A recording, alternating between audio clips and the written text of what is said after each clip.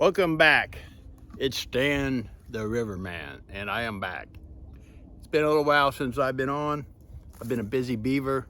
Today it's November 25th, right after Thanksgiving. All the trees are pretty much bare, have lost their leaves, getting into early winter right now here in northern Kentucky, Covington, Kentucky. And yes, I am on the bank, a collapsed bank of the Licking River. And it's part of a trail system up here called Licking River Greenway and Trails, which we'll be on shortly. This is an area that was a collapsed bank of my last video. If you want to go back and look at the video, there was a barge came by, blew his air horn at me, toot toot. So this is a reference. But want to show what success you can have when you do early planting. And when I mean early, I mean when you try to restore an area that's been damaged, it's within 6 months, within a growing cycle.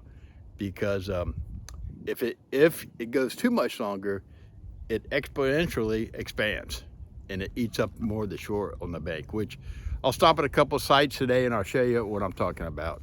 If you're a landowner and you have waterways, river, creeks, farm owner, whatever, property owner, you might be interested, because I'm going to cover what you can do if you're dealing with serious erosion. I'm talking bank collapse, which will give you a little shot here of what we're talking about.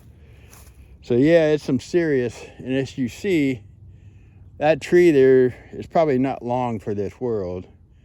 It's going to be the next to go because it's leaning, it's putting a lot of stress and strain on the root system and on the ground there, and there's nothing underneath it really supporting it. So it's what's happened is erosions, you can see, come up underneath and swallowing up the ground. And if you can get to the ground soon enough, you can stabilize it and then give it a chance to heal itself, which is what's happening here, as you can see. So if you look close, there is some river cane down there. I had more down there, but it got washed out. But it's a significant enough amount that it held the riverbank, and by holding the riverbank, you can see there's some small box elder seedlings coming up around there. The red leaves, those are silky dogwoods, and there's some more river cane that I put in through this area. And the colored, the brightly colored leaves, those are silky dogwoods, as you can see up here. And this is, it's actually, there's a couple sections of this collapse. So I started down here and worked my way up toward the top. And then there's some polk that came in on its own, some ragweed, some other indigenous plants that are along the way here help establish this area. So, I'm not sure what, this is a native, I forget what it's called, but that's native stuff.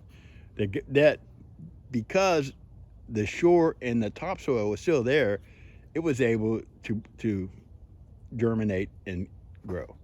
And now if the river, which river will come up this spring, I guarantee it. It will be up covering this area. So this will all be underwater again. But it's got a layer on top that helps from being washed away. So this is an example of a success story that if you get it on early enough, hit it hard, you can actually prevent more damage. But you got to get to it. And most cities are pretty slow, really slow about getting to a project. They have to go through planning, they got to, get money allocated. It's a long process. But I'm a volunteer down here on the Greenway.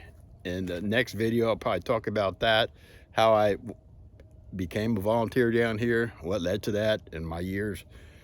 Been down here since 2011. So that's a story for the next video. But for this video, we're talking about erosion control. And this is the gist of what I'm trying to do down here is save the shoreline, save the banks. So I'm gonna stop the video, get up on top and give you an angle from the view from the top looking down. While I'm down here, I'm going to trim these silky dogwoods a little bit because these will all be underwater. I think it will help them less exposed branches and help the roots get established. So I'll be right back. Okay, I'm back on top of this washout. Just want to finalize a couple of key points here. There's the river cane. This was put in late in the season, which I consider late, around May, June, early June. And you can see it's doing really good. So that's going to hold this from further erosion. One thing to note with the river cane, it only takes a little bit to get established. So if you plant some and most of it might die off, that's fine. Don't worry about it. As long as there's some green that survives the transplant, it'll be okay. In a couple of years, this will be a nice thick plot of river cane in here.